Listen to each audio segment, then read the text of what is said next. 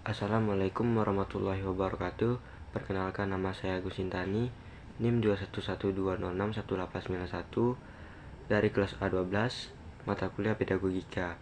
Pada video kali ini di sini saya akan menjelaskan tentang artikel saya yang berjudul Perkembangan Kecerdasan Emosional Peserta Didik di Sekolah Dasar Melalui Pendidikan Karakter. Pendidikan adalah proses humanisasi, memanusiakan manusia. Artinya, pendidikan dapat membantu peserta didik untuk mencapai kematangan dan kedewasaan, baik dari jasmani maupun rohani, sehingga peserta didik dapat menjadi manusia yang paripurna atau manusia yang seutuhnya, baik dari aspek kecerdasan intelektual, emosional, spiritual, dan sikap. Hal ini berarti fungsi pendidikan tidak hanya meningkatkan kecerdasan intelektual saja, namun kecerdasan emosional peserta didik juga harus dikembangkan. Sebelum melanjutkan lebih jauh tentang artikel saya, di sini saya akan menjelaskan apa itu kecerdasan emosional. Solovey dan Mayer menyatakan bahwa kecerdasan emosional adalah kemampuan seseorang dalam mengenal emosi dirinya, baik dari cara dia mengelola maupun mengekspresikan dirinya dengan tepat, mengenali orang lain, serta bagaimana caranya dia membina hubungan yang baik dengan orang lain. Terus ada Muslik mendefinisikan kecerdasan emosional sebagai kemampuan seseorang dalam mengendalikan diri. Dengan kata lain, kecerdasan emosional adalah kemampuan seseorang dalam mengekspresikan emosi yang tepat dalam menghadapi berbagai situasi. Goleman menggambarkan kecerdasan emosi dalam 5 aspek kemampuan utama. Yang pertama ada mengendali emosi diri sendiri. Mengendali emosi diri sendiri ini merupakan suatu kemampuan untuk mengenali perasaan sewaktu perasaan itu terjadi.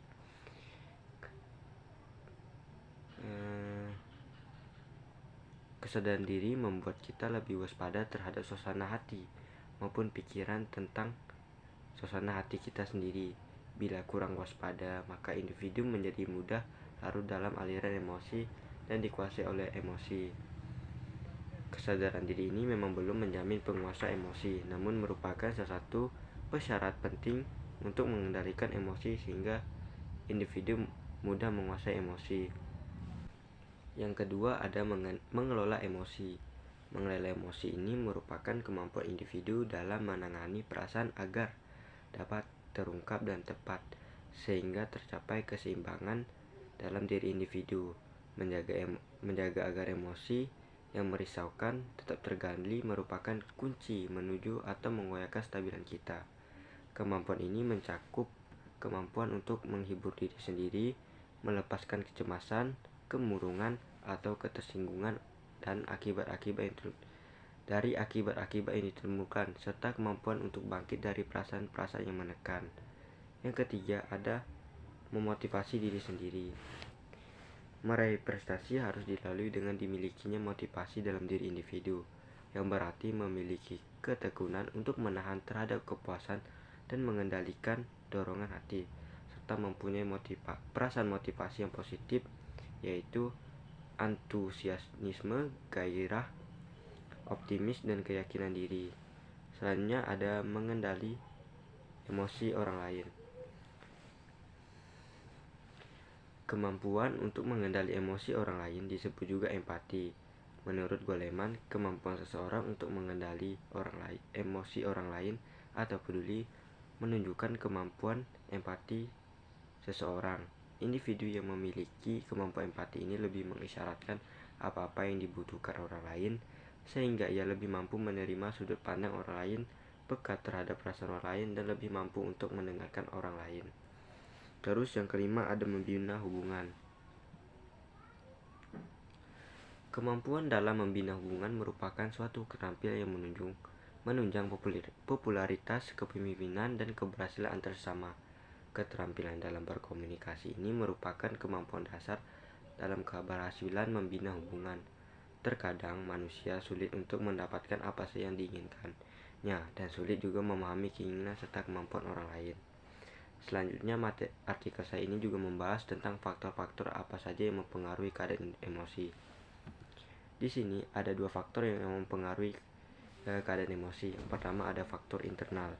Faktor internal ini adalah apa yang ada dalam diri individu yang mempengaruhi kecerdasan emosinya. Faktor internal ini memiliki dua sumber, yaitu dari segi jasmani dan segi psikologis. Dari segi jasmani ini lebih mengarah ke faktor fisik dan kesehatan individu tersebut. Apabila fisik dan kesehatan seseorang dapat terganggu, dapat berkemungkinan mempengaruhi proses kecerdasan emosinya.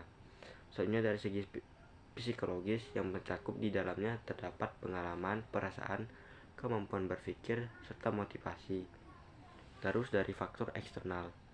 Pada faktor eksternal ini lebih mengarah bagaimana stimulus dan lingkungan di mana kecerdasan emosi itu berlangsung, yang meliputi pertama stimulus itu sendiri. Berdasarkan kejenuhan stimulus merupakan salah satu faktor yang mempengaruhi keberhasilan seseorang dalam memperlakukan kecerdasan emosi tanpa distorsi. Terus yang kedua ada lingkungan atau situasi khusus yang melatar belakangi proses kecerdasan emosi. Objek lingkungan yang melatar belakangi merupakan kebulatan yang sulit dipisahkan. Berikut perkembangan emosional anak sekolah dasar. Emosi berperan besar dalam perkembangan anak, baik pada masa bayi, prasekolah, bahkan pada tahap perkembangan selanjutnya, karena itu berpengaruh terhadap perilaku anak. Labudasari dan Sriastria mengemukakan ada beberapa fase perkembangan emosi pada anak usia sekolah dasar. Yang pertama, pada usia 5-6 tahun. Pada usia ini, anak mulai mempelajari kaidah serta aturan yang berlaku, serta juga mempelajari konsep keadilan dan rahasia. Dalam hal ini, anak mulai memiliki kemampuan menjaga rahasia, yang berarti anak dituntut memiliki keterampilan menyembunyikan informasi.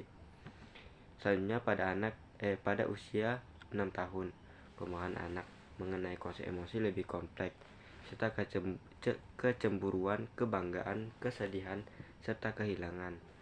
Namun anak masih kesulitan dalam menginterpretasi emosi orang lain. Pada tahap ini, anak memerlukan pengalaman cara mengatur emosi yang memiliki kapasitas mengontrol dan mengarahkan ekspresi emosional ketika munculnya emosi-emosi yang kuat. Selanjutnya pada usia 7-8 tahun.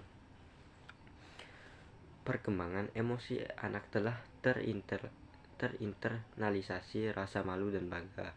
Anak sudah mampu mengungkapkan konflik emosi yang dialaminya. Semakin bertambah usia, anak semakin bertambah pula kepekaan terhadap diri dan orang lain. Dalam hal ini, anak sudah mempelajari memahami perasaan yang dialami orang lain di sekitarnya. Selanjutnya pada usia anak sekitar 9-10 tahun. Pada usia ini, anak sudah mampu mengatur ekspresi emosi dalam situasi sosial dan mampu merespon distres emosional yang dialami oleh orang lain.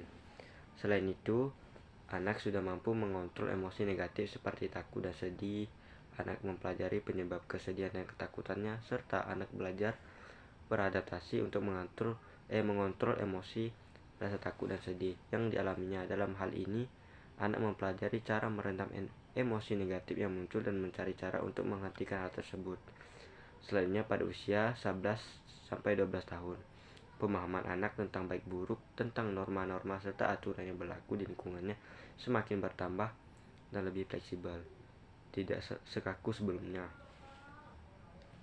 Dalam hal ini, anak sudah mulai memahami bahwa penilaian baik buruk atau aturan dapat diubah tergantung pada situasi dan kondisi munculnya suatu perilaku.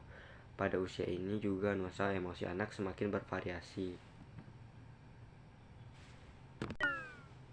Selanjutnya, ekspresi emosional anak sekolah dasar.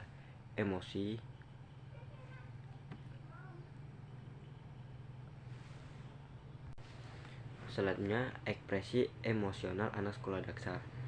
Emosi tidak hanya tentang kemarahan, tetapi juga perasaan yang umum dirasakan seketika mengalami atau melakukan sesuatu. Labudasari dan Sriastra menyatakan bahwa pola emosi pada anak meliputi rasa takut, malu, khawatir, cemas, marah, cemburu, duka cita, keingintahuan, dan kegembiraan. Karakter merupakan fondasi untuk membangun sumber daya manusia yang berkualitas. Oleh karena itu, karakter harus dibentuk sedini mungkin. Ini berarti kegagalan pembentukan karakter pada peserta didik di sekolah dasar harus dihindari karena akan berpengaruh terhadap pribadi peserta didik yang bermasalah di masa yang mendatang. Mengatakan bahwa Likona dalam Ramadati mengatakan bahwa karakter adalah kepemilikan seseorang akan hal yang baik. Hal baik yang dimaksud di sini yang meliputi seperti spiritual, intelektual, emosional, dan sosial. Salah satu upaya untuk mengatasi masalah pendidikan Indonesia saat ini adalah upaya pendidikan karakter, agar peserta didik memiliki karakter yang kuat, yang dapat mengantarkan mereka ke arah yang positif dan tidak mudah terpengaruh ke arah yang negatif, mengingatkan perkembangan zaman yang semakin pesat dalam segala aspek kehidupan. Oleh karena itu, sebagai masyarakat Indonesia sudah seharusnya mampu untuk memilah hal-hal yang baik untuk diikuti dan hal-hal yang buruk untuk ditinggalkan. Melalui implementasi pendidikan karakter di sekolah dasar, diharapkan guru dapat merubah pola pikir dan tingkah laku peserta didik yang sudah seharusnya dibina dari awal. Hal ini juga merupakan amanat dari Undang-Undang No. 20 Tahun 2003 Pasal 3 tentang Sistem Pendidikan Nasional yang berbunyi, pendidikan nasional berfungsi mengembangkan kemampuan dan membentuk karakter serta peradaban bangsa yang bermartabat dalam rangka mencerdaskan kehidupan bangsa. Menurut Yetri, pendidikan karakter adalah upaya mendidik anak agar dapat mengambil keputusan dan menerapkan keputusan tersebut dalam bijaksana dalam kehidupan sehari-hari sehingga mereka dapat berkontribusi positif terhadap lingkungan mereka. Pengembangan kecerdasan emosional melalui pendidikan karakter. Goleman menyatakan bahwa kecerdasan intelektual hanya berpengaruh sebanyak 20% terhadap keberhasilan hidup seseorang, sedangkan 80%-nya dipengaruhi oleh apa saja yang disebut emotional intelligence atau kecerdasan emosional. Sejalan dengan pendapat sebelumnya, Kurniawan juga menyatakan bahwa kecerdasan emosional merupakan modal dasar bagi peserta didik untuk menyongsong masa depan karena dengan kecerdasan emosional seseorang akan berhasil dalam menghadapi berbagai tantangan termasuk tantangan untuk berhasil secara akademik. Oleh karena itu, kecerdasan emosional peserta didik harus dipupuk dan dikembangkan sedini mungkin sehingga dapat menjadi pondasi yang kuat bagi dirinya di masa yang akan mendatang. Salah satu cara untuk mengembangkan kecerdasan emosional peserta didik adalah dengan menerapkan pendidikan karakter.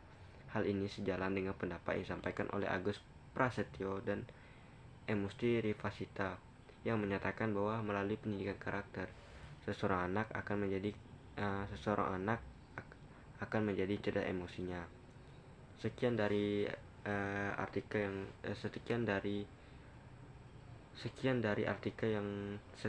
penjelasan yang bisa saya sampaikan.